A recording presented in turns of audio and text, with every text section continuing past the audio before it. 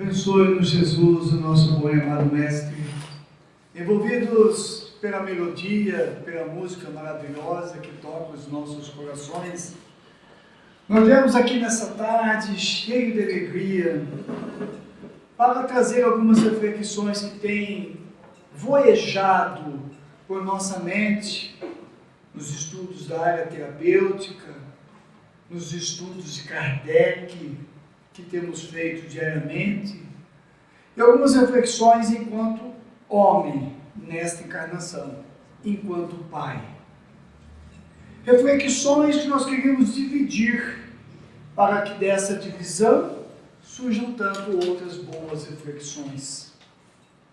Porque nos dias de hoje, de intensas mudanças na estrutura da sociedade, e que vai se aprofundar, pois nós estamos muito perto de uma ruptura, que as pessoas ainda, nem os espíritas se aperceberam do tamanho dessa ruptura que está por aí. Nós estamos percebendo que todas as instituições, todas as pessoas, todos os países, todas as raças, todos os gêneros estão sendo afetados pela mudança. E falamos desta ou daquela organização, dessa ou daquela instituição, dessa ou daquela pessoa, daquele país, mas nós quase sempre passamos despercebidos de parar para pensar um pouco sobre como o homem, não estou falando do homem de caráter geral, de humanidade, estou falando de homem, enquanto que a instituição homem é afetado pelas mudanças que estão ocorrendo por aí, e é muito afetado. E essa falta de preocupação, às vezes, de atenção para o homem, está evidentemente na raiz de muitos dos problemas que envolvem o homem, entre eles a paternidade irresponsável, que é um problema gravíssimo que nós estamos enfrentando hoje, que afeta a família, afeta a sociedade e afeta a mulher, que quase sempre fica com as consequências dessa paternidade irresponsável. Seja junto com o homem, que é junto ausente, porque ele é irresponsável, ou seja, porque ele se pôs ao pé no mundo e se foi, deixando para a mulher os frutos do relacionamento quando eles existem. Fazendo essa abordagem, eu costumo brincar dizendo, e é uma brincadeira, não é no pé da letra, que quando chega o Dia das Mães, as festas são lindas, né? A escola é emocionante. Eu sempre fui um crítico disso, como eu briguei. Eu tenho especialização na área de educação e cultura, e como que eu puxo a orelha dos pedagogos, das pedagogas, coordenadoras, porque a festa das mães é emocionante e é linda, dos pais não passando. Quando é o Dia das Mães, os presentes são lindos. Em casa é sempre assim, no Dia das Mães, a mulher ganhou um iPhone 13. Que eu me lembro é a cueca, meia, lenço. Homem é sempre assim, sempre. Eu sempre brinco muito com isso em casa. Com isso eu ganho sempre os presentes bons, porque eu choro, quem não chora não mama. Mas, indo à prática, semana passada eu fui no shopping, aqui pertinho. E cheguei no shopping, uma semana do Dia dos Pais, era para ter o quê? Promoção do Dia dos Pais. Para a gente gastar, comprar. Não tinha nada. Não tinha uns 50% de desconto para os pais. Não tinha nada, nenhum brinde. Compre isso e leve 4. E aí não precisou nem eu falar. Minha mulher me olhou, já me conhece, 41 anos juntos. Ela me olhou e disse assim, eu já sei o que você está pensando, Marco Aurélio. Você tem razão. Os pais ficam para segundo plano.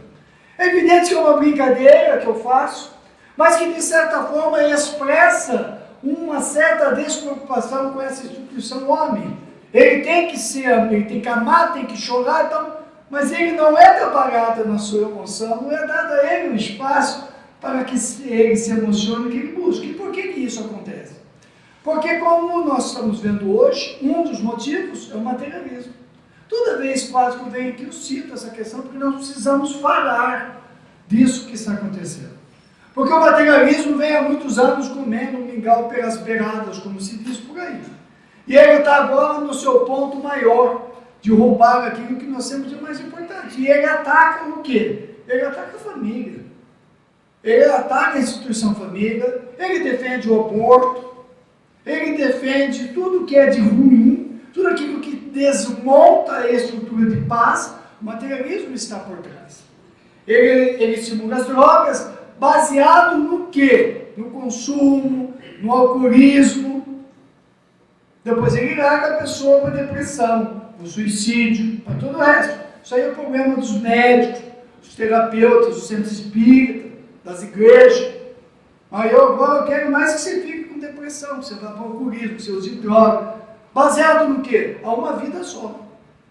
E nós vamos indo, a gente vai apoiando pessoas enquanto espíritas, sabendo da mortalidade da alma, da reencarnação, nós vamos dando apoio para pessoas que defendem tudo isso, que defendem o aborto, que defendem a dissolução da família, fórmulas de família que não existem, que só trazem sofrimento.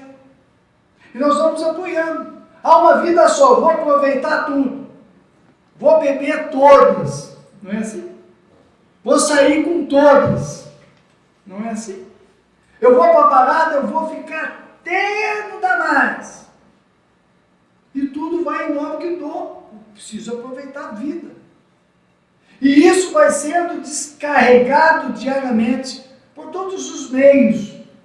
Mas ao paralelo nós vamos vendo as consequências disso. Famílias desfeitas, traições, doença, cirrose, alcoolismo, suicídio, internações e principalmente o abandono dos incapazes, dos vulneráveis, das crianças que estão ficando por aí sem pai, sem mãe, como se isto fosse normal. Não tem importância. Ele acostuma com o vovô, com a vovó, com a titia. Aí ele está tão feliz na escola. Não, meu filho está bem lá.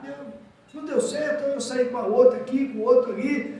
Saí com os amigos para beber. Então, paternidade eles não sabem. Casa, tem um compromisso, mas não, eu estou com vontade, eu tenho direito de beber todas, sair com todas, jogar futebol com os amigos, para tentar na rua. Direito, paternidade irresponsável. De onde que vem isso? Joana de Ângeles, na obra Encontro com a Paz e a Saúde, um livro muito bom, ela tem um capítulo inteiro onde ela trata do machismo e do feminismo.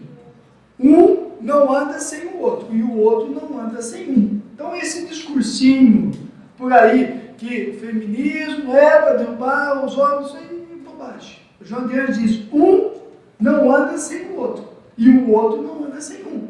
De onde vem o machismo? Vem lá da antiguidade, daquele discurso da costela do Adão. Marcos, você está brincando hoje? Não, eu não estou brincando. Os estudos antropológicos, terapêuticos, psicológicos dizem isso, e João de Ângeles repete. Aquele conceito lá que a mulher é da costela do homem, isso fincou. E as religiões depois reforçaram, particularmente as cristãs.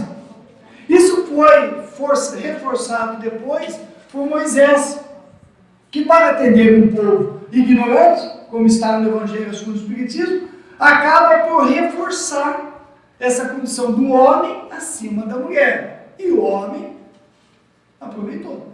Instituição homem aproveitou. Mas, Marco, o que eu, o Zezinho aqui, o Osvaldo, tem a ver com isso? Tem a ver que a gente herda aquilo que é chamado de conteúdo arquétipo. Isso vem do passado, vem junto, vai passando de uma geração para outra. E a gente vive conforme aquilo que vem. Então, vem inoculado na nossa cabeça, na minha também. Você é homem, você pode um monte de coisa, mas a mulher, ela não pode. Ela está debaixo de você. E isso foi sendo reforçado. Até o ponto em que nós conseguimos controlar mais ou menos determinadas posturas, é mais ou menos a década de 80, tudo bem. Depois que houve o crescimento do materialismo, em posturas sociológicas, pedagógicas, educacionais, políticas, a sociedade começou a degringolar e o homem mergulhou. Então o machismo é em cima disso. Eu tenho um direito, entre aspas, natural de ser superior à mulher. Nós, homens, somos inoculados com isso. E precisamos, então, modificar essa postura. Mas, por outro lado, ela fala do feminismo. Porque o feminismo, para reagir isso, tinha que reagir a partir de um momento, escolher um caminho dificultoso, que existe até hoje. Porque há muitos anos, há muitos séculos, já tem feminismo. Os espíritos superiores providenciaram a reencarnação de vários espíritos luminosos no corpo de mulher, para que eles, em cima da sua evolução espiritual, pudessem fazer a imposição sobre os homens, pela sua inteligência, pela sua cultura. E desde o século XVI, nós temos mulheres fantásticas que se impuseram sobre os homens e iniciaram o processo de libertação da mulher do jugo masculino. Mulheres maravilhosas que não precisaram abrir mão da sua estrutura feminina, conforme está definido no Livro dos Espíritos, nem precisaram abrir mão da sua integridade moral, do seu caráter, para se impor ao homem. Se impôs por competência, por estudo, por trabalho, por seriedade, por caráter, por tudo isso aí. Várias mulheres. Mas na década de 60, materialismo de novo, vem e desvia o caminho do feminismo, criando essa história, uma vida só. Então eu tenho que também aproveitar como os homens estão aproveitando. E o feminismo caiu na armadilha que os homens também tinham caído. E é isso que nós estamos vendo por aí. Esse é o resumo do que João de Ângelo nos traz. A mulher foi se vulgarizando, ele foi entrando na conversa, foi baixando o seu nível e repete o erro da sociedade romana, que começou a cair quando as mulheres caíram e puxaram os homens para baixo, em vez de trazer os homens para cima, elas desceram na direção do homem. E é o que nós estamos vendo hoje. Ao invés de trazer o homem para cima, mantendo a sua integridade, algumas, na onda desse, entre aspas, feminismo, que não é feminismo, já expliquei o porquê, vão se vulgarizando, vão colocando tudo no corpo, investindo tudo naquilo que aparece, abrindo mão de várias coisas e abrindo mão, junto com os homens, da mais nobre missão do espírito encarnado, que é a paternidade responsável. Isso está no Livro dos Espíritos. Quando nós vamos lá em Ocupação e Missão dos Espíritos, na questão 582, Kardec pergunta, é uma missão a paternidade? Os Espíritos dizem, olha, é a mais nobre das missões. É a missão. É um dever. E mais à frente, torna a repetir a pergunta, qual a principal missão do espírito encarnado? E os espíritos respondem, sem titubear, a paternidade. Principal missão do espírito encarnado é a paternidade. Se eu desencarnar hoje, eu posso falhar um monte de coisa, eu acho que falhei. Mas se eu for um pai razoável, uma mãe razoável, ó, já dei um passo. Por que isso é tão importante? Porque quando nós vamos reencarnar, no planejamento da reencarnação, nós estamos numa situação difícil no campo emocional. Nós estamos com remorso, com a culpa, e nós lembramos do mal que nós fizemos a alguns espíritos. Então decidimos por reencarnar. É oferecido. E consorciar-se, constituir uma família e trazer através desse consórcio os espíritos com os quais eu assumo um compromisso perante a Deus de encaminhar, de ajudá-los a se superar, a formatar o teu caráter, a estar com eles. Percebamos qual é o ápice da criação divina. Está no Livro dos Espíritos. É o homem, o espírito imortal. E para quem que Deus entrega o ápice da sua criação? Para nós. Olha como nós somos importantes. E o que nós fazemos com esse compromisso? O que estamos fazendo nos dias de hoje com esse compromisso? Eu acho muito engraçado que as pessoas dizem assim, nós temos que mudar a sociedade, mudar o Brasil, mudar isso aqui. Ontem uma pessoa me falou isso, eu perguntei, você participa de alguma atividade social? Você participa de um curso? Você toma uma cesta básica? Não faço nada. Quem tem que mudar é o governo. Não. E as pessoas ficam presas nessa questão em vez de fazer a sua mudança e a mudança do seu próximo, cuidar dos seus filhos. Quer mudar o mundo, mas não muda do seu lado, porque não presta atenção nessa questão da reencarnação. A mais nobre missão que nós temos é a paternidade. É pegar aquele ser e encaminhar para a vida com todas as dificuldades que eles existem. E o homem, nesse contexto, ele está degringolando, porque ele não está tendo suporte. Ele está nesse esquema de que vale fazer tudo, que tudo é melhor do que ser pai. Vou assistir o jogo, todo mundo gosta desse jogo. Vou fazer isso, vou fazer aquilo.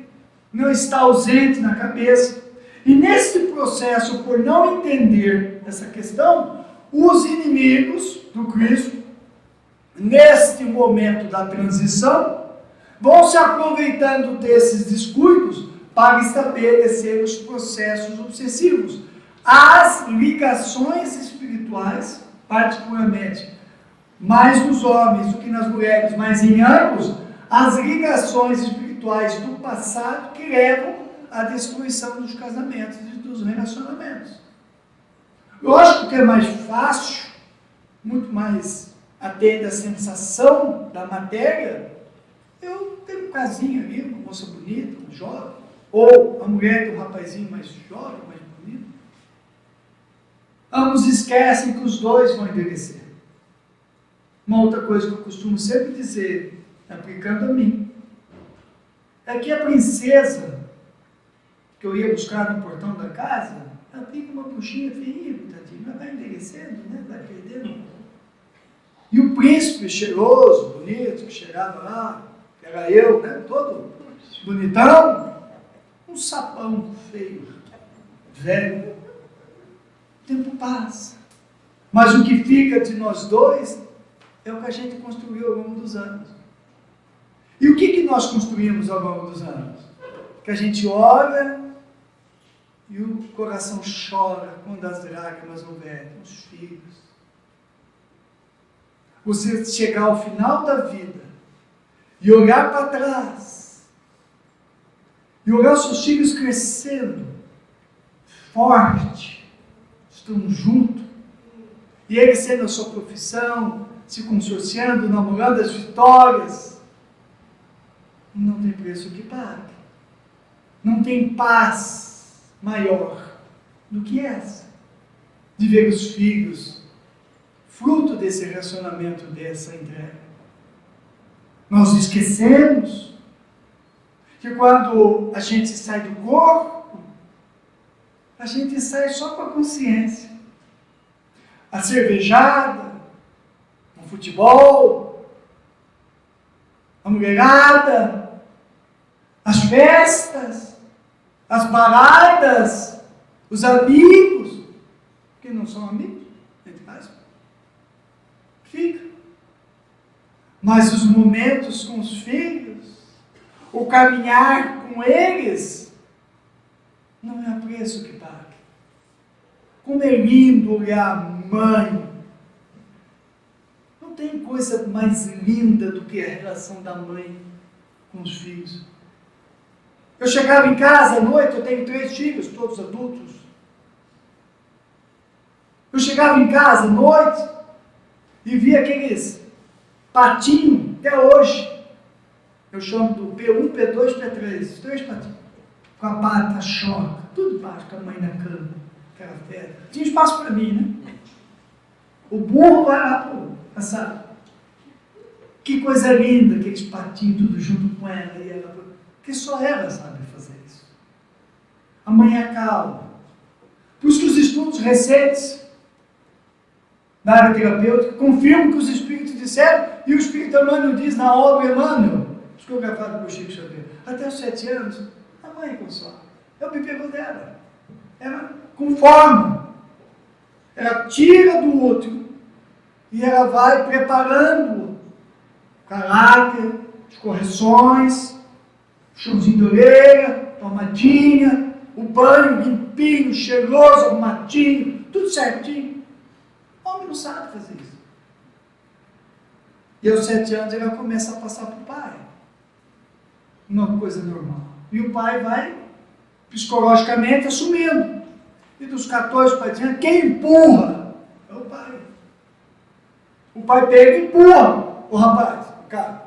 Sobe todo mundo, voz, conversa, chama, tá junto, briga, reage. Tem que trabalhar, tem que estudar, tem que fazer isso, porque não estudou. Tá junto. Está fechado. Isso é amor, entrega, cansado.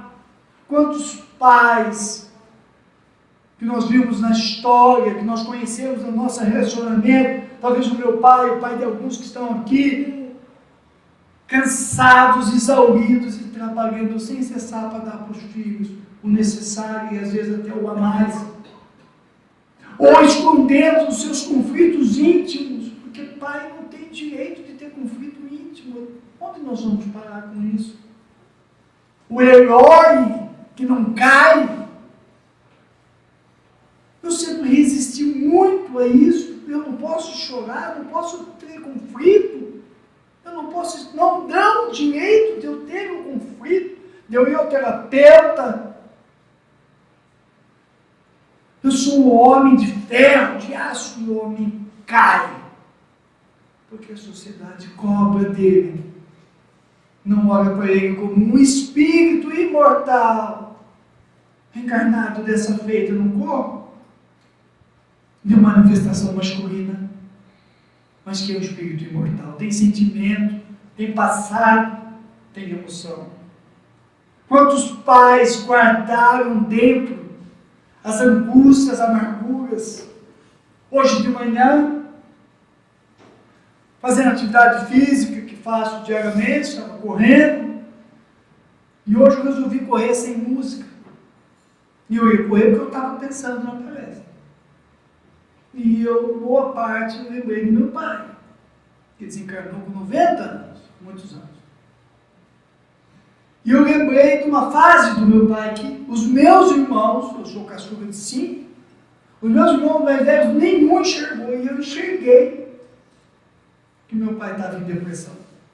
Naquela época não se falava em depressão, eu estou falando da década de 70, 80. Eu vi os conflitos entre ele e a minha mãe, e eu olhava aquilo, eu comecei, quando eu me tornei espírita, eu falei, peraí, tem alguma coisa que não está batendo.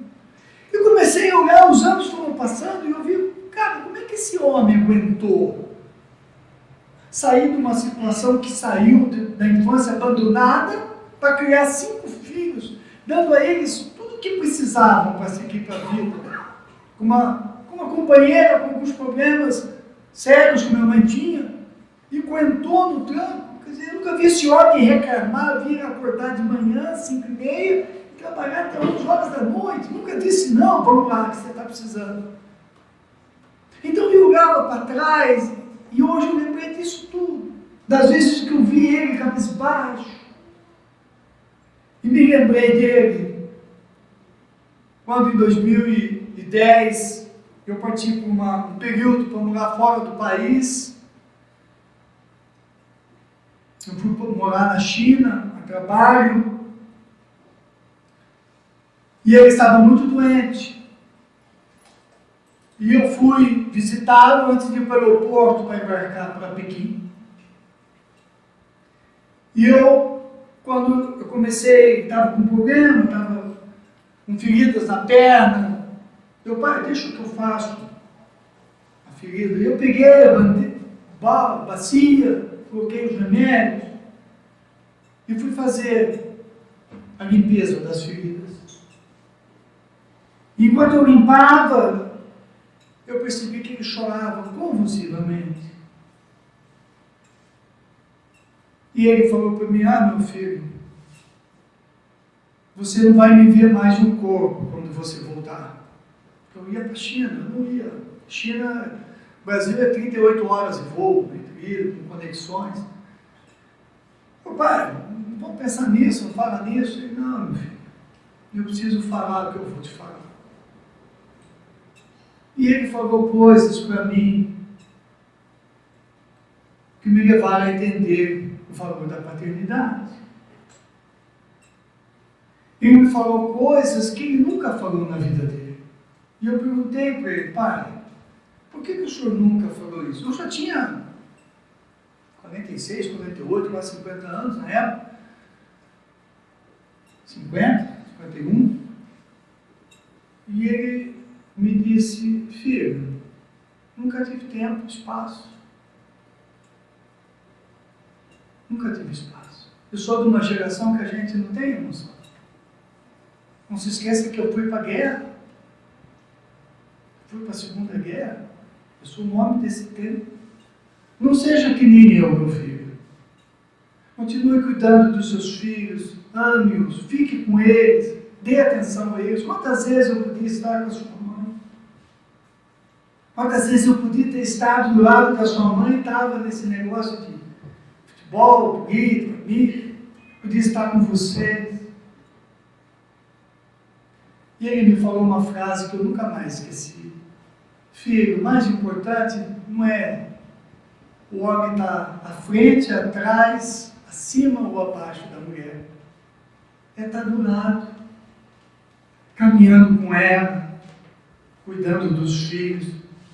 Porque agora eu estou indo embora e a única coisa que eu vou levar é a lembrança de vocês, dos meus netos, do que vocês foram. Ele falou para mim: o orgulho que eu tenho de você, o mais novo, que orgulho que eu tenho. E esses valores, esses sentimentos, é que a gente vai levar enquanto homem. É isso que a gente vai enriquecer dentro de nós. É isso que nós precisamos alimentar no homem. Quando estiver na formatura do filho e ver o homem chorar porque o filho está se formando. Quantas vezes eu vi pessoas chorando que o filho conseguiu galgar um degrau, conseguiu dar um passo numa sociedade como a nossa. E é isso que a gente leva. O espírito imortal: Senhor, eu te entrego o presente que tu me deu, a pérola que tu me entregaste. Eu ajudei na formação do seu caráter, eu renunciei. Quantas renúncias os homens também não fazem, às vezes as mulheres não percebem. Quantas vezes o homem chora sozinho no banheiro, debaixo do chuveiro, e a mulher não sabe? Quantas vezes o marido chora no travesseiro, em silêncio, abafando? A mulher não sabe. E cada vez percebe menos. Cada vez menos há espaço. E o homem está na depressão. Ele está chorando. Aí ele está chato de responsável, que explode. Às vezes explode no ataque cardíaco. Às vezes explode no câncer de próstata. Por que a próstata? Porque é a região sensível do homem. Vai tudo para lá. Explode no câncer. Ou na bebida. Ou para o bar. Ou para a bebida. Chora, explode. Ele só suga. Ele só vai cobrar. A sociedade cobra. Mas esse arquétipo. Desde lá, Moisés, a sociedade tem esse arquétipo. Não deu espaço para o homem. A paternidade responsável é alimentada por isso. Então o convite que a gente faz é para que os homens reflitam sobre o seu papel. Para que os homens pensem nessa questão da reencarnação, dos compromissos que eu tenho com aquele espírito que Deus me confiou, na importância, é a mais importante missão que eu tenho. Todo o resto se poder, mas eu não aguento mais essa mulher. Mas se você aguentar, porque manter o casamento é melhor para eles, é renúncia. Se você conseguir levar adiante, é renúncia. Eu me lembro do dia que eu falei para o meu pai: pai, vamos internar a mamãe. E vocês podem pegar as coisas de vocês e podem seguir a vida aí. Eu casei com essa mulher, eu vou com ela até o fim. e a gente sabe o que foi até o fim.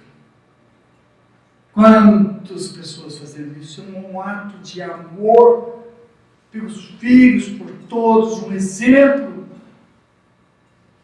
que a gente faz, que é muito fácil no primeiro obstáculo. Vamos separar, vamos lá, você vai para lá, você vai para cá. Ninguém namora de graça. Ninguém encontra ninguém de graça. Até hoje eu brinco com a minha mulher, eu falo, minha sogra foi uma anja. Porque no dia que você me dispensou, ela trouxe o café, eu tomei o café, você conversou, eu enrolei você e nós estamos juntos até hoje, 41 anos. Não foi de graça. A gente começa a namorar a pessoa, se namora, casa, compromisso. Está lá no livro Vida e Sexo do Espírito Humano. Não é à toa. Encontrei.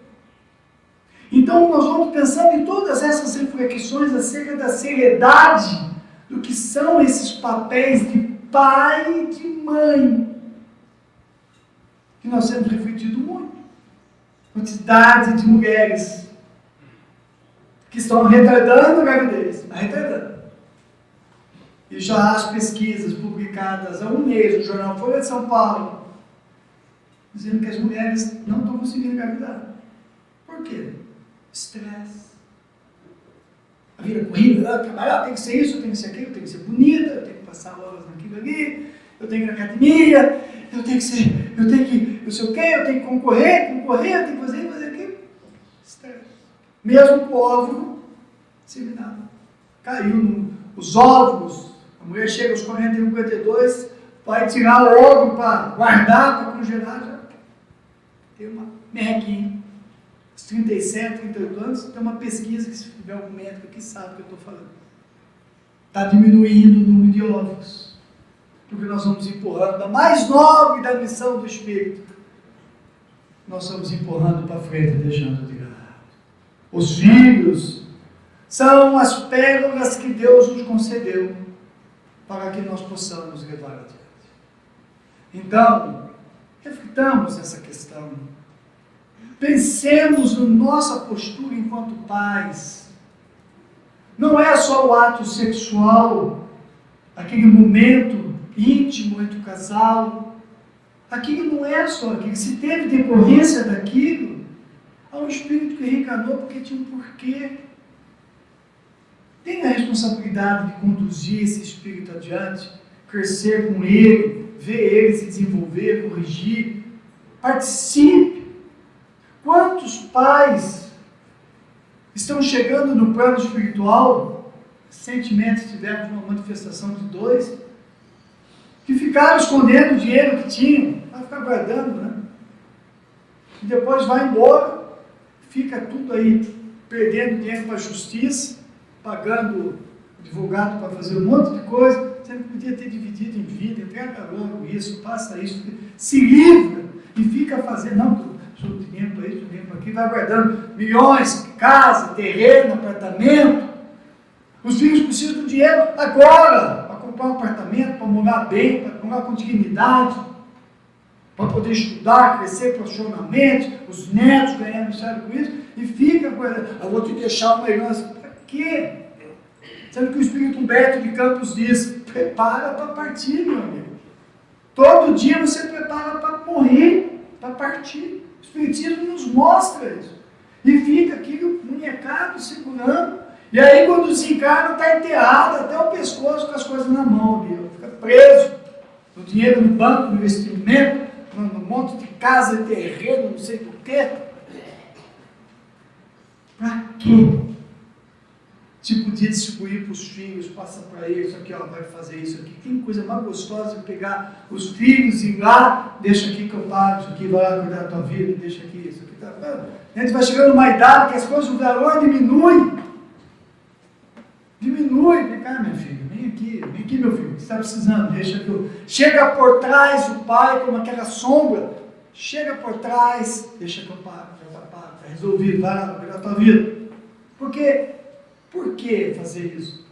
Porque tem uma pergunta, uma colocação que Jesus faz, que é definidora do papel do pai e da mãe. Fazer ao próximo aquilo que você gostaria que ele fizesse para você mesmo.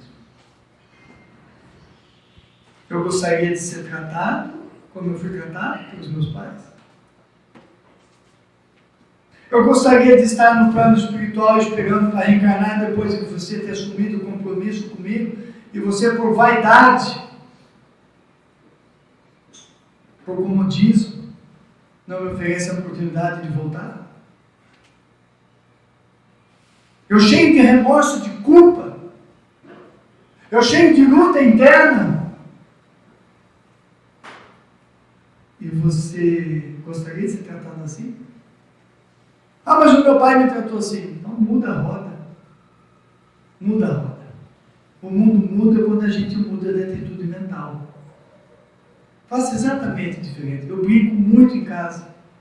Eu digo assim, eu estou bem, hein? Por quê, pai?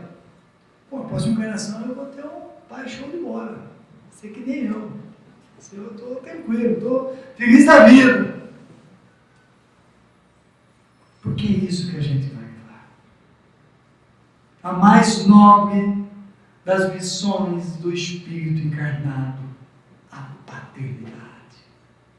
Uma bênção de Deus, que nos dá a oportunidade de fazer aquilo que é a maior viagem do ser humano.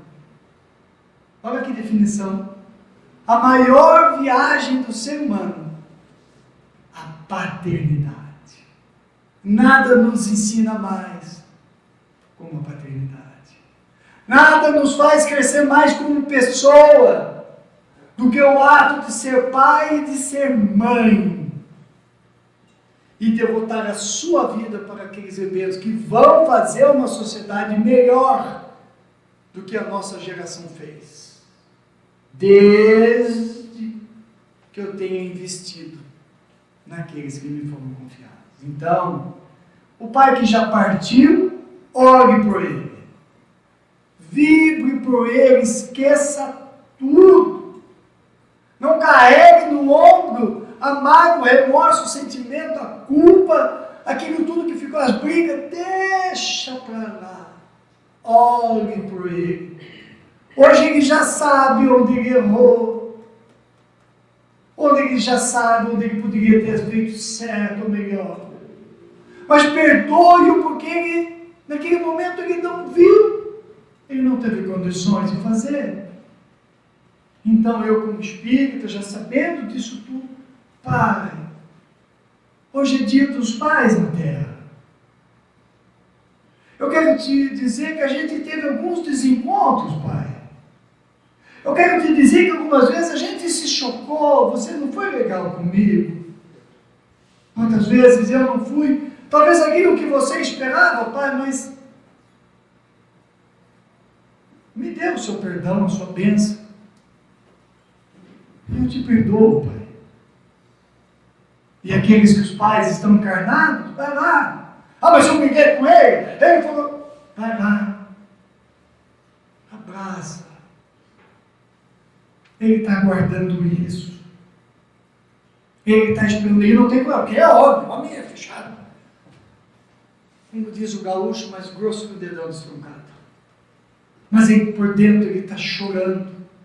Aquela gastrite enorme, por lhe conter a emoção, depois vira um câncer. Ele está louco por um abraço dos filhos, para ele pedir perdão, para ele chorar junto, para a gente construir uma sociedade melhor. No Dia dos Pais, reflitamos nisso. Amanhã é um novo dia. Podemos fazer diferente. Podemos começar uma nova caminhada. Não olhe para trás. Siga adiante. E ajudemos aqueles que não entenderam o valor da paternidade. Jovens, os rapazes que estão constituindo família agora. A sensualidade, a droga, a bebida, futebol não vão para o outro lado. Mas o amor dos filhos e a consciência tranquila assim. Jesus nos abençoe sempre.